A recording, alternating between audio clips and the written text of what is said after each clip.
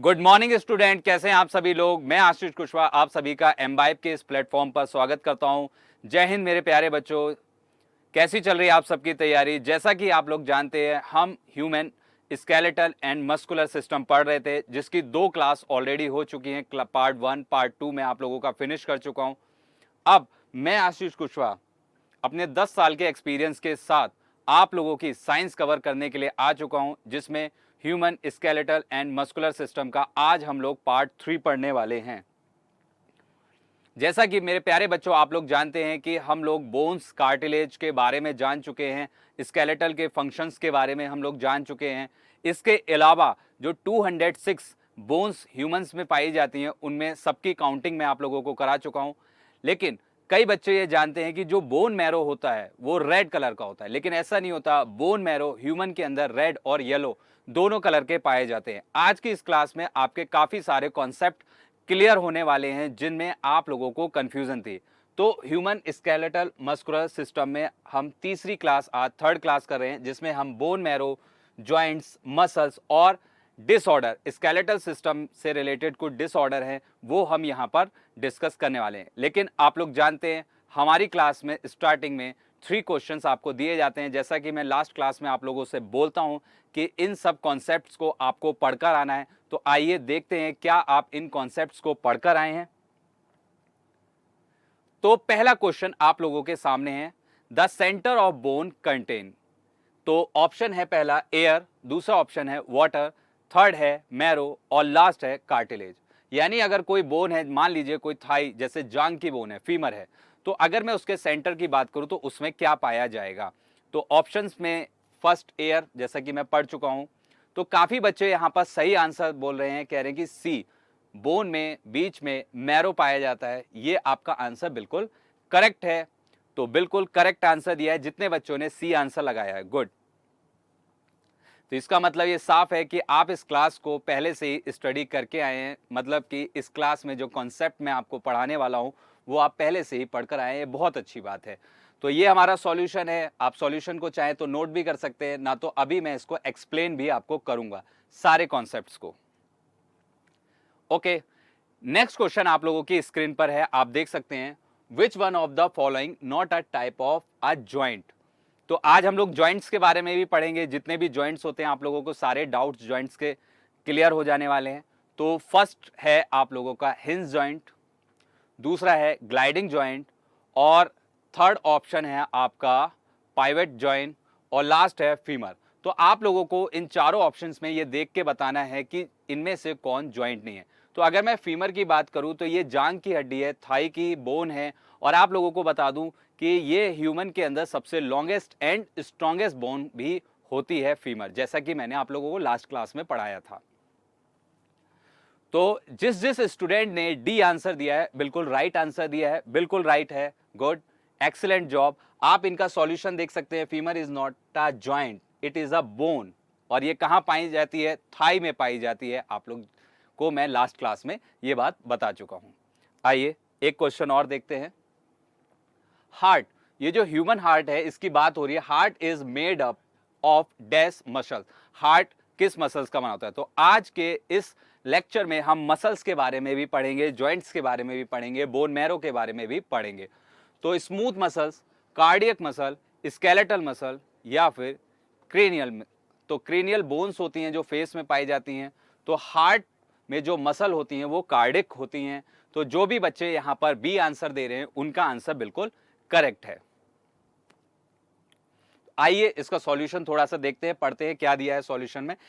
In human being there are 3 types of muscles, जैसा मैंने आपको बताया, skeletal and smooth and cardiac. अच्छा, स्केलेटल मसल कहां पाई जाती है? स्किन में। स्मूथ मसल्स जो है इंटेस्टाइन में पाई जाती हैं और कार्डियक मसल जो है वो हार्ट में पाई जाती है। ये सारी इंफॉर्मेशन और ये सारे फैक्ट मैं आप लोगों को आज की क्लास में डिटेल में बताऊंगा। तो जितने बच्चों के आंसर ठीक आए हैं बहुत अच्छी बात है।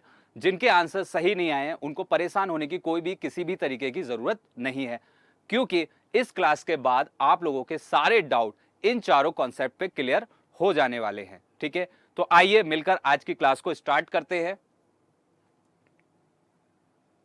और सबसे पहले हम कॉन्सेप्ट स्टार्ट करते हैं बोन मैरो। बोन मैरो को समझाने के लिए मैंने एक एनिमेशन आप लोगों को लगाया है। आप इस एनिमेशन को देख सकते हैं किस तरीके से बोन मैरो किस किस चीज का फॉर्मेशन करता है। यहां पर देखिए बोन मैरो, एक बोन के आ रहे हैं, आप देखिए आरबीसी, डब्ल्यूबीसी, थ्रोम्बोसाइट्स, प्लेटलेट्स जिसको कहते हैं। देखिए किस तरीके से ये इनका प्रोडक्शन कर रहे हैं। आप देख सकते हैं एनिमेशन से आप लोगों को बहुत सी क्रिस्टल क्लियर हो रहे होंगे। देखिए प्लेटलेट्स और इन्होंने डब्ल्यूबीसी और आरबीसी का किस तरीके से फॉर्मेशन किया और ये ब्लड वेसल्स के द्वारा किस तरीके से हमारी पूरी बॉडी में सर्कुलेट होना स्टार्ट हो गए हैं। तो कैसा लगा आप लोगों को ये एनिमेशन, कमेंट में जरूर बताइएगा। और यही खूबसूरती है हमारे एम्बाइब की कि हम लोग जो बच्चों को स्टडी कराते हैं, हमारे प्यारे स्टूडेंट्स को स्टडी कराते हैं, वो एनिमेशन और 3D एसेट्स के द्वारा ही कराते हैं। तो आइए बोन मैरो पे जानते हैं। जैसा कि मैंने आप लोगों को स्टार्टिंग में बताया कि बोन मैरो दो तरीके के होते हैं, 2 टाइप्स के होते हैं, first red and second yellow. तो यहां पर ये मेंशन है, ठीक है। येलो बोन मैरो जो है ये कहां पे पाया जाता है? अगर कोई भी हमारी बोन है तो येलो बोन मैरो उसके सेंटर में पाया जाता है। देखिए yellow bone marrow is found in the centre of hollow region of long bones, ठीक है।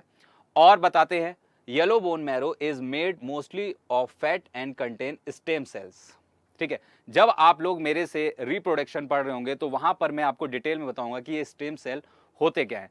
तो yellow bone marrow is made किससे बनता है? येलो बोन मैरो फैट और स्टेम सेल से बनता है। That can become cartilage, fat and bone cell. तो येलो बोन मैरो से आगे येलो बोन मैरो जो बनता है वो स्टेम सेल्स और फैट से बनता है और ये आगे चल के कार्टिलेज का निर्माण करते हैं, फैट का निर्माण करते हैं और बोन सेल्स का निर्माण करते हैं। इतनी बात आप लोगों को क्लियर हो गई। आइए अब हम रेड ब्लड सेल्स के बारे में जानते हैं।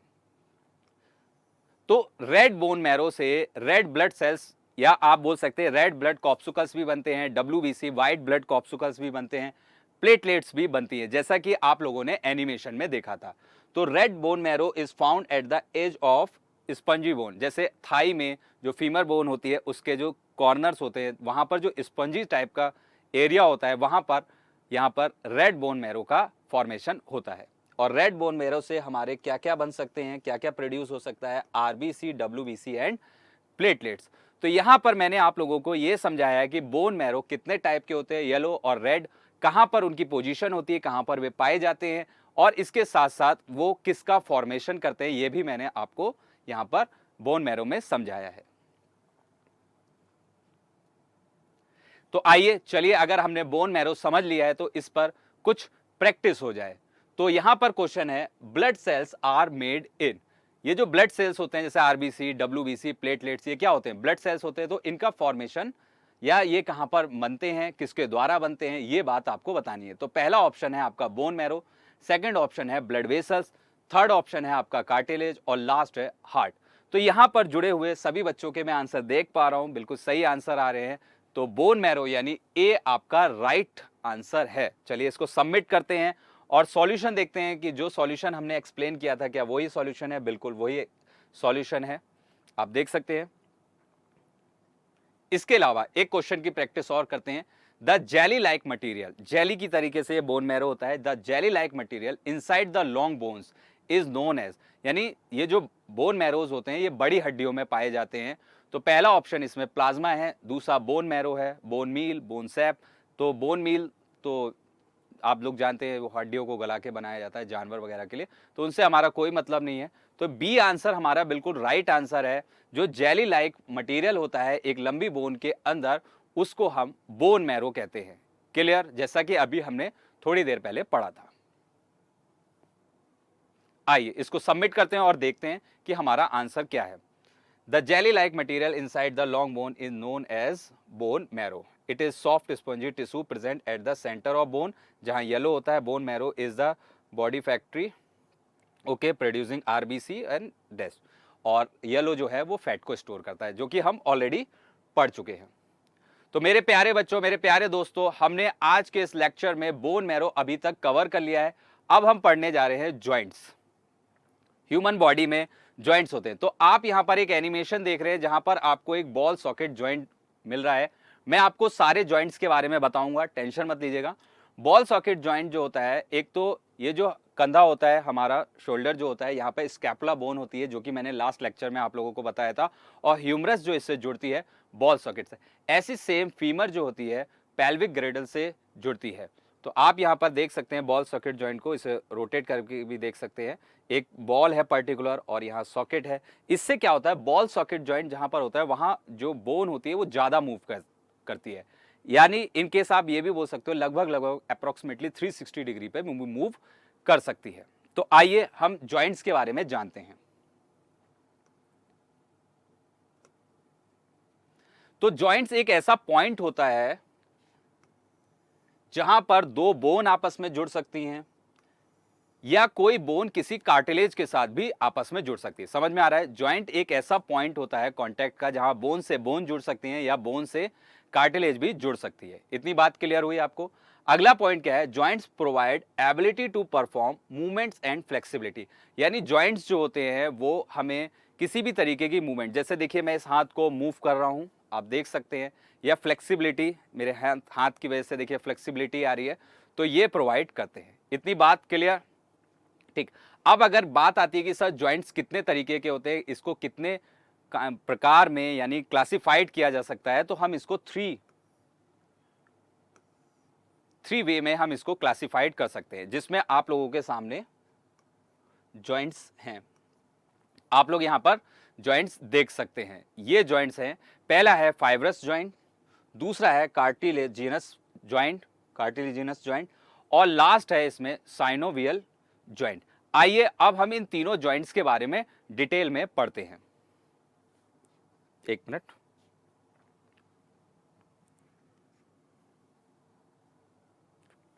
देखिए, जैसा कि मैंने तीनों जॉइंट के यहां पर नाम आप लोगों से लिए हैं, फाइबस है ना, ये हो गया हमारा फाइब्रस। दूसरा हमारा, देखिए नाम से भी पता चला है कि ये कार्टिलेज से बना होगा, इसमें कहीं ना कहीं कार्टिलेज का रोल होगा, कार्टिलेजिनस। और लास्ट वाला क्या है, साइनोवियल जॉइंट। ठीक है, आइए इनके बारे में जानते हैं।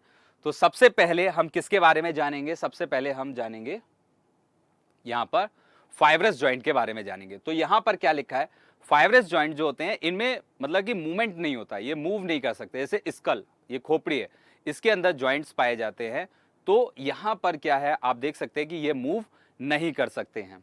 आगे इसके एग्जाम्पल है, all the bones of skull except the mandible. Mandible आपने लास्ट क्लास में देखा होगा, मैंने ये लो जॉ को बताया था। मैंडिबल जो कि एक हड्डी होती है, वन बोन होती है, आपको फेशियल में मैंने काउंट कराई थी। बस ये जो है मूव हो सकती है, आप खुद देखिए, आप बोलते हैं, खाना खाते हैं, तो ये क्या होती है, मूव होती है। बाकी स्कल की कोई भी बोन जो है वो मूव नहीं होती है। ठीक है, क्लियर इतनी बात? चलिए अब हम पढ़ते हैं दूसरा जॉइंट, कार्टिलेजिनस जॉइंट। अब ये जॉइंट क्या है, ये बोन में इन्वॉल्व होता है, जहां पर ये कनेक्ट होती है कार्टिलेज के द्वारा। आप देख सकते हैं, in cartilaginous joint the bone involve are the joint together with the help of cartilage. यानी जहां पर बोन्स कार्टिलेज के द्वारा एक दूसरे से जुड़ी हो, ज्वाइंट हो, उसको हम किस में कंसीडर करते हैं, कार्टिलेजिनस जॉइंट्स में कंसीडर करते हैं। इतनी बात समझ में आ रही है? सेकंड पॉइंट हमने यहां पर क्या मेंशन किया है, the joint between the adjacent vertebrae is an example of cartilaginous joint. ठीक है, आपको मैंने वर्टेब्रल कॉलम के बारे में बताया था, याद करिए वर्टेब्रल कॉलम। अगर मैं बात करूं यहां पर पीछे की तरफ वर्टेब्रल कॉलम होता है, तो यहां पर जो इस तरीके से ये मूव हो पा रहा है, तो ये किसकी वजह से हो रहा है, ये कार्टिलेजिनस जॉइंट की वजह से ही मूव हो पा रहा है वर्टेब्रे में। इतनी बात समझ में आ गई वर्टेब्रल कॉलम में। अब हम लास्ट यहां पर जॉइंट पढ़ने वाले हैं जो कि साइनोवियल है, इसके बारे में देखते हैं, और फिर हम इस पर जुड़े हुए कुछ और जॉइंट्स हैं उनके बारे में और डिटेल में पढ़ेंगे। तो synovial joint have a fluid, synovial joint have a fluid filled synovial cavity. यानी ऐसे जॉइंट्स जहां पर कैविटी, मैंने आपको बताया थोड़ी सी खाली जगह होती है बॉडी में, गुहा जिसको हिंदी में कहते हैं, उनको बोलते हैं। तो उस गुहा को, उस कैविटी को नाम दिया गया है, जॉइंट्स के ही नाम पर नाम दे दिया गया है साइनोवियल कैविटी। इसके अंदर क्या होगा, कुछ फ्लूइड्स भरे होंगे, और ये आर्टिकुलेट करेंगे सरफेस को टू बोन्स को। आ रही बात समझ में? तो synovial have a fluid filled synovial cavity between the articulating surface of the two bones. अब साइनोवियल जॉइंट्स के अंदर हमें कुछ जॉइंट्स को और पढ़ना है, जैसे बॉल सॉकेट जॉइंट आपको पढ़ना है, और कौन सा पढ़ना है, हिंज जॉइंट आपको पढ़ना है। इसके अलावा आपको कौन सा पढ़ना है, पाइवेट जॉइंट पढ़ना है, गुड। और अगला जॉइंट आपको क्या पढ़ना है, ग्लाइडिंग जॉइंट पढ़ना है, वेरी गुड। और सैडल जॉइंट आप लोगों को यहां पर पढ़ना है। आइए अब मैं इनको बताता हूं पोजीशन से। देखिए बॉल सॉकेट का तो अभी आपने 3D एसेट देखा था, तो आपको पता चल गया कि बॉल सॉकेट जॉइंट किस तरीके से काम होगा और किस जगह मौजूद होगा। बाकी के जॉइंट्स के बारे में मैं आप लोगों को डिटेल में बताता हूं नेक्स्ट स्लाइड पे। ठीक है, तो नेक्स्ट स्लाइड हमारी आ चुकी है, और ये जो हमारे साइनोवियल जॉइंट के अंदर जो जॉइंट्स कंसीडर हो रहे हैं, 5 जॉइंट्स जो हैं, इनके बारे में हम पढ़ते हैं। तो बॉल सॉकेट जॉइंट, तो अभी मैंने आपको एग्जांपल दिया था बॉल सॉकेट जॉइंट कहां पर होगा। ये जो हमारी आर्म है, इसमें जो बोन होती है ह्यूमरस, और यहां पर जो पेक्टोरल गर्डल है, इसमें जो स्कैपुला होता है, तो यहां पर ये जॉइंट होता है। समझ में आ गई बात? ठीक, अब हम बात करते हैं नेक्स्ट जॉइंट की, जो है हिंज जॉइंट। हिंज जॉइंट, तो नी जॉइंट आप लोगों ने देखा होगा, नी जॉइंट अगर मैं कहूंगा तो यहां पर अभी लास्ट क्लास अगर आपने देखी हो, तो जब मैंने आपको रेडियस बोन दिखाई थी और उल्ना बोन दिखाई थी, जो ह्यूमरस से जुड़ी हुई थी, वो ह्यूमरस से जुड़ी हुई बोन, तो वो किस जॉइंट से थी, हिंज जॉइंट से थी। याद आ रहा होगा आपको लास्ट क्लास में। आइए फिर अब हमारा कौन सा जॉइंट बचता है, हमारा थर्ड जॉइंट होता है,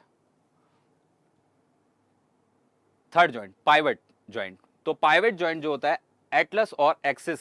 अब आप लोगों को कंफ्यूजन हो रही होगी सर ये एटलस और एक्सिस क्या होता है। देखिए ये जो वर्टेब्रल कॉलम होता है बैक साइड में, इसमें जो बोन्स पाई जाती हैं उसमें ऊपर की तरफ एटलस और एक्सिस बोन होती हैं। आपने देखा होगा ये जो हमारी बोन, देखिए मेरी तरफ देखिए, मेरी ये जो बोन इस तरीके से रोटेट हो पा रही है, वो इसी जॉइंट की वजह से हो रही है। तो ये एग्जाम्पल हो गया पाइवट जॉइंट का। पाइवट जॉइंट का एक एग्जाम्पल मैं आपको और देना चाहूंगा, जहां पर दो बोन होती हैं और वो किसी जॉइंट से कनेक्टेड हों। जैसे मैंने हाथ की रेडियस, हैंड में आपको फोर आर्म में रेडियस और उल्ना का एग्जाम्पल दिया था, तो रेडियस और उल्ना जो जुड़ी होंगी वो पाइवट जॉइंट के द्वारा ही आपस में कनेक्ट हो रही होंगी। इतनी बात समझ में आती है? तो मैंने 3 जॉइंट यानी 3 जॉइंट आपको यहां पर कवर कर दिए हैं। अब हमारा नेक्स्ट जॉइंट कौन सा है, ग्लाइडिंग जॉइंट। अब हमारा नेक्स्ट जॉइंट जो है वो ग्लाइडिंग जॉइंट है, और ये कहां पर होता है, आपने ये रिस्ट देखी है, ये जिसे हम हिंदी में कलाई कहते हैं, रिस्ट। मैंने आपको बताया था यहाँ 8 क्या होती है, कार्पल्स होती हैं। तो ये जो 8 कार्पल्स होती हैं ये ग्लाइडिंग जॉइंट के अंतर्गत आती हैं, उनके अंदर कंसीडर की जाती है। उम्मीद करता हूं इतनी बात आपको समझ में आई होगी। अब हमारा लास्ट जॉइंट है सैडल जॉइंट।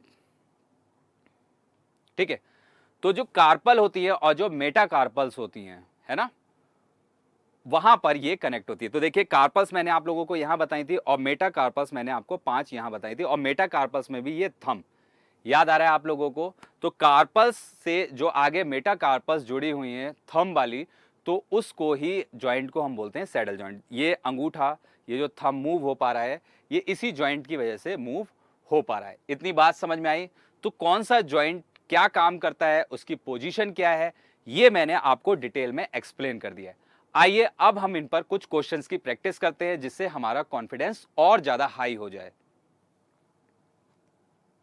ठीक है, चलिए अब हम बात करते हैं the joint of skull are. तो मैंने आप लोगों को अभी फाइब्रस जॉइंट के बारे में बताया था, जिसमें मूवमेंट नहीं हो सकती है, याद आ रहा है कुछ, अभी बताया था। तो ऑप्शन है फिक्स्ड, मूवेबल, ग्लाइडिंग या फिर हिंज। तो हिंज जॉइंट मैंने आप लोगों को कहां बताया था, ओके क्लियर है, नी में बताया था। ग्लाइडिंग जॉइंट मैंने आपको कॉप्सल्स में बताया था, याद आ रहा है। और मूवेबल जॉइंट तो इसमें हमारा बॉल सॉकेट भी मूवेबल जॉइंट होता है, और पाइवट जॉइंट भी हमारा मूवेबल होता है। लेकिन जो स्कल होता है उसमें सिर्फ ये मैंडिबल बोन को छोड़ दें तो सारे जॉइंट्स क्या होते हैं, इमूवेबल होते हैं, यानी फिक्स्ड होते हैं। तो हमारा आंसर क्या होना चाहिए, हमारा आंसर फिक्स्ड होना चाहिए। इतनी बात समझ में आई आप लोगों को? आइए सॉल्यूशन देखते हैं। जैसा कि मैंने बोला है, joints are the place where two bones are joint. Already मैं आप लोगों को बता दूं, fix joint have only a small space between them, ठीक है, provide cushion between the bones and tolerate the hit. तो ऐसा कुछ नहीं है, जो मैंने आप लोगों को एक्सप्लेन किया है वही यहाँ पर लिखा हुआ है। आप सॉल्यूशन नोट करना चाहते हैं तो कर सकते हैं। एक क्वेश्चन की प्रैक्टिस और करते हैं। क्वेश्चन हम पढ़ लेते हैं यहां पर क्वेश्चन क्या है। तो मेरे प्यारे बच्चों क्वेश्चन यहां पे ये है, द डैश है ना, ब्लैंक है, is seen in finger and toes. देखिए ये पैरों की बात हो रही है, पैरों में जो टॉज है और फिंगर की बात हो रही है, पैरों के फिंगर की बात हो रही है। तो यहां पर कौन सा ज्वाइंट होगा, हिंज, बॉल सॉकेट, इमूवेबल और ग्लाइडिंग। तो देखिए मैं आपको बता दूं, बॉल सॉकेट तो मैंने आपको बताया यहां पर होता है, पेक्टोरल में होता है या फिर पेल्विक में होता है, तो बी ऑप्शन तो नहीं हो सकता। इमूवेबल भी नहीं हो सकता क्योंकि हमारी फिंगर्स मूव कर देती हैं। और ग्लाइडिंग जॉइंट जो होता है वो क्रॉप्सल्स में होता है या फिर ट्रैप्सल्स में होता है ना, आपको पता है कॉप्सल्स या ट्रॉप्सल्स में होता है। तो आपका सही आंसर क्या होना चाहिए, आपका सही आंसर होना चाहिए ए, हिंज जॉइंट। क्लियर है बात, सारी बातें आप लोगों को क्लियर हो गई। तो यहां पर एक्सप्लेनेशन भी लिखे, hinge joint are the formed between two or more bones where the bone can only move along the one axis to flex. तो ये जितनी भी डिटेल मैंने आप लोगों को सिखाई है यहां पर वही बातें हमने यहां सॉल्यूशन में मेंशन कर दी हैं। उम्मीद करता हूं आपको ये बातें समझ में आई होंगी। तो आज के लेक्चर में मैं बोन मैरो कवर कर चुका हूं मेरे प्यारे बच्चों, मैं जॉइंट्स कवर कर चुका हूं। अब हम लोग कवर करने वाले हैं अगला कॉन्सेप्ट जो कि है मसल्स। ठीक है, देखिए यहां पर एक 3D एसेट है जिसमें आपको मसल्स दिख रही हैं ह्यूमन की, यानी ह्यूमन बॉडी के अगर मैं वेट की बात करूं तो 40 से 50% जो ह्यूमन का वेट होता है वो उनकी मसल्स का होता है। जैसे अगर मान लीजिए मैं 70 किलो का हूँ, 70 केजी का हूँ, तो मेरे मसल्स का वेट जो है वो लगभग यहाँ पर क्या होगा, उसका आधा कर दीजिए, 28 केजी या 35 केजी के बीच में होगा। ठीक है, मसल्स हम लोगों को बहुत सारे काम में मदद करती है, सिकुड़ने में, फैलाने में, मूवमेंट करने में, काफ़ी चीज़ों में मसल हमारी हेल्प करती है। तो आइए मसल्स के बारे में कुछ फैक्ट्स को हम यहाँ पर जानते हैं। ठीक है, मसल्स किससे बनी होती है, मसल्स बनी होती है सेल से, और उस सेल का नाम क्या होता है, उस सेल को बोला जाता है मसल फाइबर। यानी जो मसल का निर्माण होता है, मांसपेशियां जिनको हम कहते हैं, तो मसल्स का निर्माण होता है सेल से और उन सेल का नाम होता है मसल फाइबर। आइए, an individual muscle fibre is made up block of protein called, ठीक है, इसको आपको याद रखना है कि ये जो मसल्स होती है, अगर मैं एक सिंगल मसल की बात करूं तो ये जिस सेल से बनी है, मसल फाइबर से बनी है। ठीक है, मसल जो है मसल फाइबर से बनी है। और ये मसल फाइबर किससे बनता है, तो muscle fibre block of protein से बनता है। और इस ब्लॉक ऑफ प्रोटीन का नाम आपसे एग्जाम में पूछा जा सकता है, जो कि होता है मायोफाइब्रल्स। क्या होता है, मायोफाइब्रल्स, जो आप लोगों को याद रखना है। इसके अलावा एक इंपॉर्टेंट पॉइंट आपको कैल्शियम आयन का याद रखना है। जो हमारी मसल्स में कॉन्ट्रैक्शन होता है, हमारी मसल्स के अंदर जो कॉन्ट्रैक्शन होता है वो किस आयन की वजह से होता है, तो अगर आपसे पूछा जाए तो आप कहेंगे कि सर ये आयन है कैल्शियम आयन। ये आयन क्या है सर, ये कैल्शियम आयन है। इतनी बात आप लोगों को समझ में आ रही है। और हमारी बॉडी का 40 to 50% वेट जो होता है वो मसल्स का ही होता है, जैसा कि मैंने अभी आप लोगों से डिस्कस किया था। ओके, आगे क्या लिखा है, they have special property like, यानी मसल्स हमारे बॉडी के लिए क्या क्या कर सकती है। जैसे हम पूछते हैं ना कि उसने हमारे लिए क्या किया, है ना, इसने हमारे लिए क्या किया। तो अगर मान लीजिए एग्जामिनर हमसे पूछे कि मसल्स आप लोगों के लिए क्या क्या कर सकती हैं, तो आप लोगों को बताना है। मसल्स हम लोगों को इलास्टिसिटी प्रोवाइड करती है, एक्साइटेबिलिटी प्रोवाइड करती हैं, बहुत अच्छी बात है, एक्सटेंसिबिलिटी प्रोवाइड करती हैं, कॉन्ट्रैक्टिलिटी प्रोवाइड करती हैं, बहुत अच्छी बात है, यानी सिकुड़ना, फैलना, ये हमें मसल्स जो है प्रोवाइड करती हैं। इतनी बात समझ में आई। अब बात आती है कि सर मसल्स हमारी बॉडी में कितने तरीके की होती हैं। तो मेरे प्यारे बच्चों, हमारी बॉडी में मसल्स जो होती हैं वो 3 तरीके की होती हैं। जैसे स्केलेटन मसल जो स्किन के नीचे पाई जाती है मोस्टली, स्मूथ मसल ज़्यादातर जैसे स्टमक की बात करें या पेनक्रियाज की बात करें, लीवर की बात करें या इंटेस्टाइन की बात करें, मतलब कि जहाँ पे इनवॉलेंट्री मूवमेंट होता हो, मतलब आपका उस पर कोई भी रोकथाम ना हो, इनवॉलेंट्री। और कार्डियक, कार्डियक तो नाम से ही पता चला है, कार्डियक वर्ड किससे रिलेटेड होता है, हार्ट से रिलेटेड होता है। तो ये हार्ट पे होती हैं, हार्ट के आसपास होती है। तो सिंपल, इतनी बात आप लोगों को समझ में आ रही है। आइए अब हम लोग स्केलेटल मसल, स्मूथ मसल और कार्डियक मसल के बारे में डिटेल में जानते हैं कि आखिर एग्जाम में इनसे रिलेटेड कैसे क्वेश्चंस पूछे जाते हैं, आखिर कौन से फैक्ट हमें यहां पर पढ़ने चाहिए। ठीक है, तो आप देख सकते हैं यहां पर मैंने तीनों तरीके की जो क्लासिफिकेशन थी मसल्स की, मैंने तीनों मेंशन किए हैं और मैंने उनके 3D एसेट्स भी लगाए हैं ताकि आप यहाँ पर देख सकते हैं।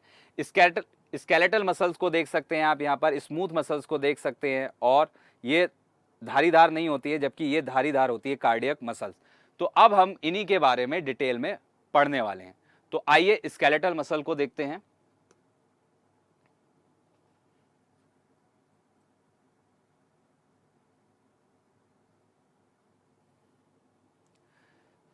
तो जैसा कि मैंने आप लोगों को बताया था कि स्केलेटल मसल्स जो होती हैं वो स्किन के नीचे होती हैं, क्लियर, स्किन के नीचे होती हैं। और मोस्टली जो लिम्स होते हैं, लिम्स आप लोग जानते हो, जो मैंने अभी आपको जब बोन काउंटिंग बताई थी तो 120 बोन्स जो होती हैं, 120 हड्डियां किस में होती है, लिम्स में होती हैं। 30 इस हैंड में, 30 इस हैंड में, और 30 राइट लेग में, और 30 लेफ्ट लेग में। मैंने बताया था लिम्स क्या होते हैं, यानी 120। तो उनके ऊपर स्किन में जो मसल पाई जाती हैं वो स्केलेटल मसल्स होती हैं। इतनी बात समझ में आ रही है। द प्राइमरीली इन्वॉल्व, यानी स्केलेटल मसल्स का कार्य क्या होगा, ये हमें लोकोमोटरी होती हैं, है ना, यानी मूवमेंट वगैरह में काम करती हैं, है ना। और इसके अलावा ये हमारे बॉडी में हम किस तरीके से खड़े हो रहे हैं, जो पोस्चर होता है उसमें मदद करती हैं। इतनी बात समझ में आई आपको स्केलेटल मसल के बारे में, ये कहाँ पर मौजूद होती है, किन किन हड्डियों पे पाई जाती हैं, और किस किस लोको मोशन में हमारा काम कर रहे हैं, है ना, और किस में काम कर रहे हैं, पोस्चर में, हमारी बॉडी में किस तरीके का पोस्चर होना है, इसमें हमारी हेल्प कर रहे हैं। अब बात करते हैं स्मूथ मसल की।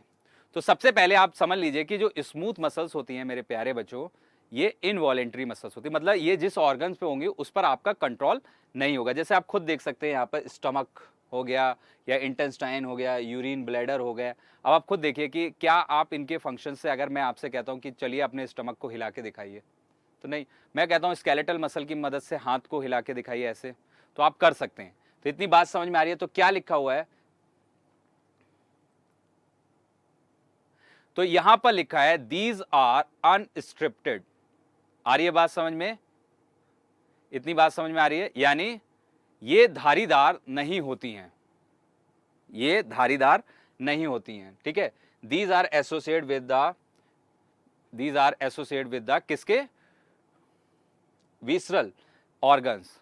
आ रही है बात समझ में, विसरल ऑर्गन्स होते हैं। विसरल ऑर्गन्स का मतलब वही होता है, इंटेस्टाइन हो गया, स्टमक हो गया, उनसे रिलेटेड होती हैं। इतनी बात आप लोगों को क्लियर हो गई होगी,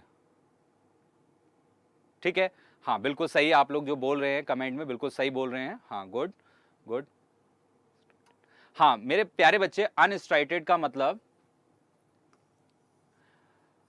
अनस्ट्राइटेड का मतलब होता है सिंपल कि इसमें धारीदार नहीं होगा, ठीक है। इतनी बात समझ में आ गई। अब हम चलते हैं कार्डियक मसल पर, कार्डियक मसल में, ठीक है।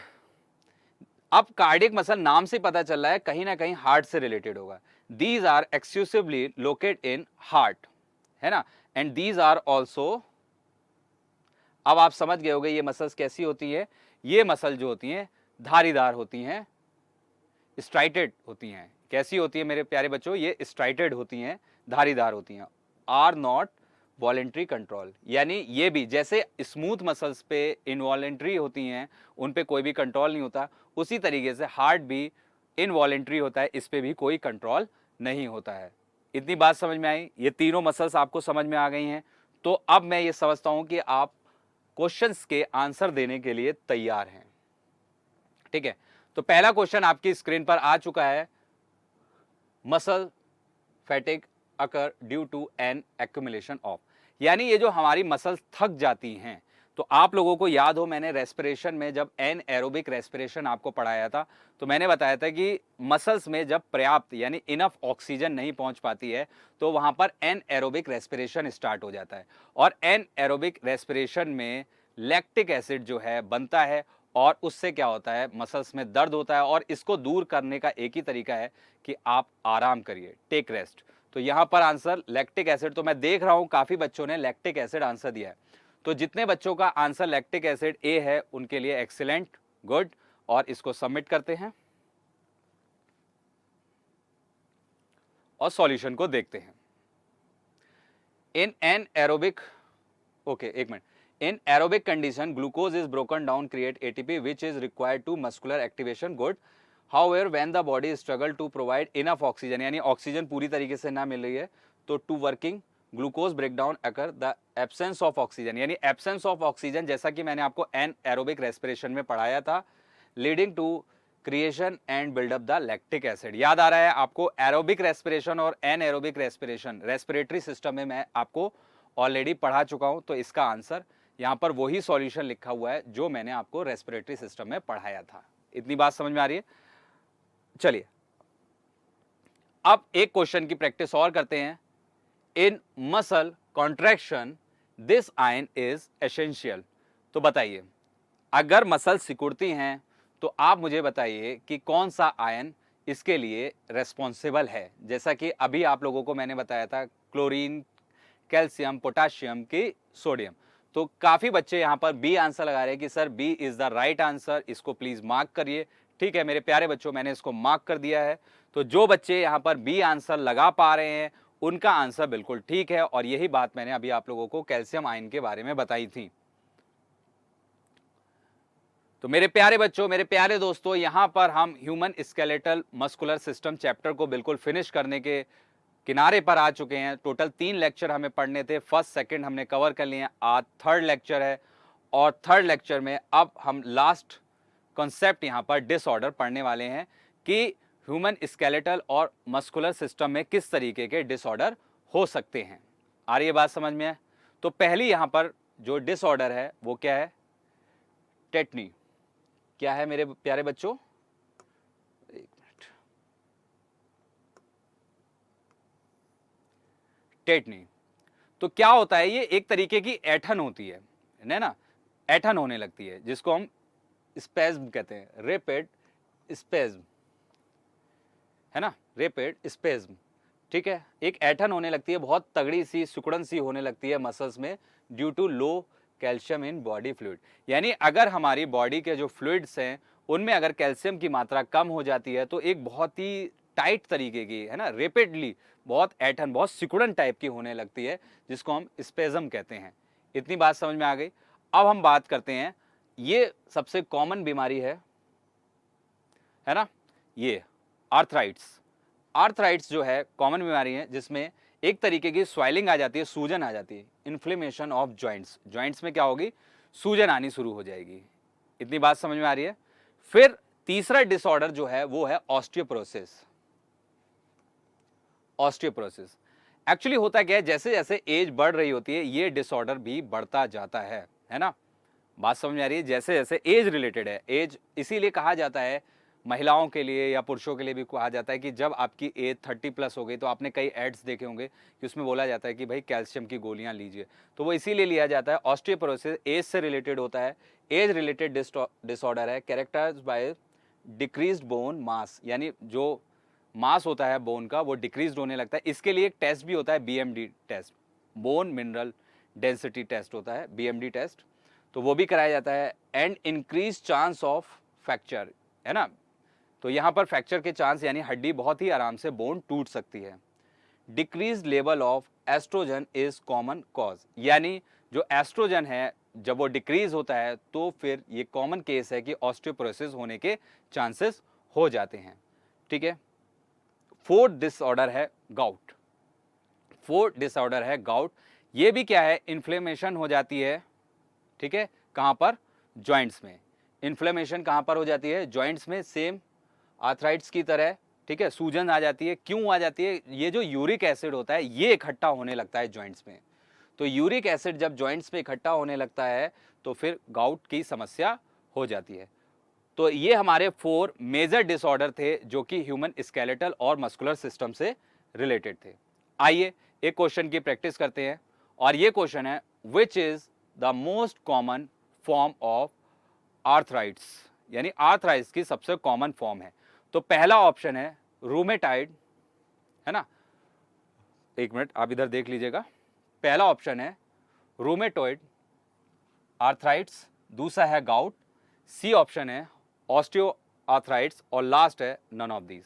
तो जैसा कि अभी मैंने बोला था आप लोगों से कि जैसे-जैसे एज बढ़ती है तो ये बहुत कॉमन हो जाता है कि मास डेंसिटी जो बोन की होती है वो डिक्रीज़ होने लगती है।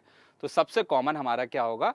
सबसे कॉमन हमारा सी होगा। तो जितने भी स्टूडेंट ने सी आंसर लगाया बिल्कुल राइट आंसर लगाया। तो आप यहाँ पर देख सकते हैं ये हमारा सॉल्यूशन है जो मैंने एक्सप्लेन किया है। चलिए, तो आज की ये क्लास खत्म होती है और human skeleton and muscular system भी फिनिश होता है। हम लोग यहाँ पर एक समरी देखते हैं कि हमने आज क्या-क्या सीखा है। ठीक है, जल्दी से समरी देख लेते हैं। तो सबसे पहले हमने बोन मैरो पढ़ा है जो कि 2 तरीके का होता है, येलो और रेड। येलो के बारे में हमने पढ़ा कि ये जो है बोन के सेंटर में होता है, ये हमने पढ़ा। रेड के बारे में हमने पढ़ा, रेड बोन मैरो जो होता है वो बोन के एजेस पे होता है, यानी साइड में होता है स्पंजी बोन में, और ये क्या प्रोड्यूस करता है? आरबीसी, डब्ल्यूबीसी और प्लेटलेट्स। उसके बाद में हमने जॉइंट्स यहाँ पर पढ़े हैं, देख सकते हैं, और सारे जॉइंट्स के प्रकार हम लोगों ने आज यहाँ पर पढ़े हैं। और फिर हम लोगों ने यहाँ पर मसल्स यहाँ पर पढ़ी हैं। तो मसल्स कितने तरीके की होती है? 3 तरीके की मसल्स होती हैं जो हमने पढ़ी हैं, स्मूथ, स्केलेटल एंड कौन सी? कार्डिक मसल्स पढ़ी हैं। तो ये आज हमारी क्लास की समरी थी, और इसके अलावा हम लोगों ने यहाँ पर जो है डिसऑर्डर्स के बारे में भी पढ़ा है। तो ये हमारी समरी हो गई है, और ये आपका क्वेश्चन जो है ये आपसे मैं नेक्स्ट क्लास में डिस्कस करूंगा, और इसका आंसर आप लोगों को कमेंट बॉक्स में देना है। तो आज की क्लास हम यहीं पे फिनिश करते हैं मेरे प्यारे बच्चों। जय हिंद, मिलते हैं नेक्स्ट क्लास में।